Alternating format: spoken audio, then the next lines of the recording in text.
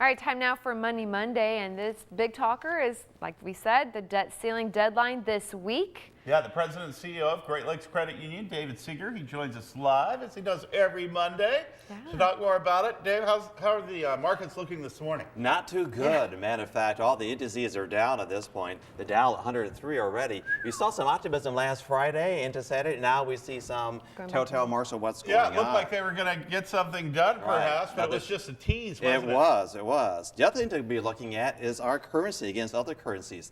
The dollar has weakened against all the other major currencies as well, which is something you would expect as well under the circumstances. So that's what we're looking at. Yeah. Boy, this whole thing about the debt and everything else. I mean, we're looking at right now total debt of 16.7 trillion. That's what we're looking at right now in terms of our debt ceiling. They want to raise it $1 trillion. That's what the whole argument is about. Now, and I got a question for you really quick. Okay, if you were to count to 1 trillion, how long do you think it'll take you? A couple of days, couple of weeks, couple of months? I would say a couple days. Well, try 11,000 years.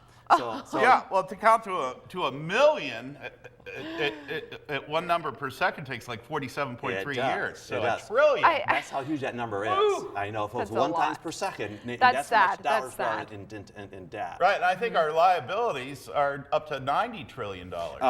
That's in the mid-range, and from 60 to 120 trillion.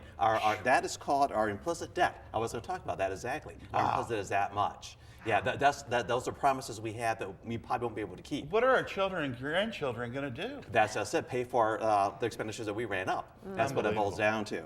So, and when it comes to things like this, when it comes to the debt, this is what we're looking at. Now, on Thursday, that's the big day when we officially run out of money. Right now, I looked on the website for the total amount of debt that we have. We have $25 million left on our credit line. We'll go through that in about half an hour. So they have to do something on Thursday because we can borrow no more money because that's all we have left. Yeah. And that's what it boils down to. If we don't, there's major consequences. You won't see it on Friday, but you will see an accelerated effect as time goes on the 25th when we can't pay our bonds when they come due for renewal. And then on the 1st of the month, how we're going to pay for other things like Social Security and VA benefits and things of that nature. They don't have the cash to do it. Things that people really count on. Exactly. So many questions and no answers. That's correct. All right. Thanks, David. Appreciate it.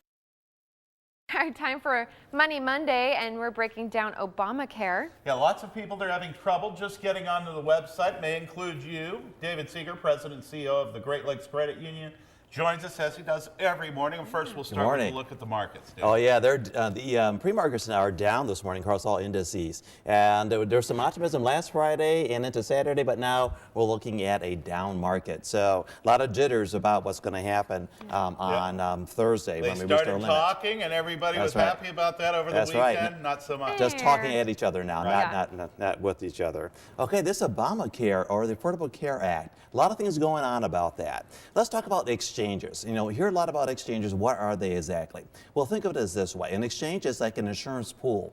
A pool is a group of people that the insurance companies use so they can spread the risk. In this case, this is for healthcare. We have old people, we have younger people, we have well people, we have sick people, and everybody in between. So what that does effectively is help you get a lower cost because you're spreading the risk further. Right. Yeah, and if exchange is to work, you need a lot of people in. That's right. That's why it's mandatory everybody has health insurance to spread that risk even further. The other part of the exchange is where there are a number of insurance companies that are competing against each other in order to get your business. Right. So that too helped lower the price, theoretically. So the combination of the two is what's going to make this whole program work. So what do you have then in terms of plans? There are 4 basic plans that are available. There's a bronze plan, a silver plan, a gold plan, and a platinum plan. Bronze is a 60-40, where you're insured at the 60% and you cover the 40% yourself. Gold plan is pretty much what you have at work, an 80-20 plan, where the insurance company picks up 80% of your medical expenses and you pay the 20% as a copay or deductible. Okay. So those are the 4 basic plans that we're looking at. Something very similar. The other thing I like to talk about is a premium subsidy. Okay, so there's help out there as well. If you don't have enough money to pay for your health insurance, there's a subsidy involved as well. Individual income limit is $45,960, and for a family of 4, it's $94,200. When you go onto the site and try to sign up, it'll tell you how much your subsidies are going to be. There's also a subsidy for those people that have trouble paying their co-payments, and that is a cost-sharing subsidy. It's not as generous in terms of what you have in relationship to the amount of income that you make, but then again, go to the site, they'll tell you more information about that.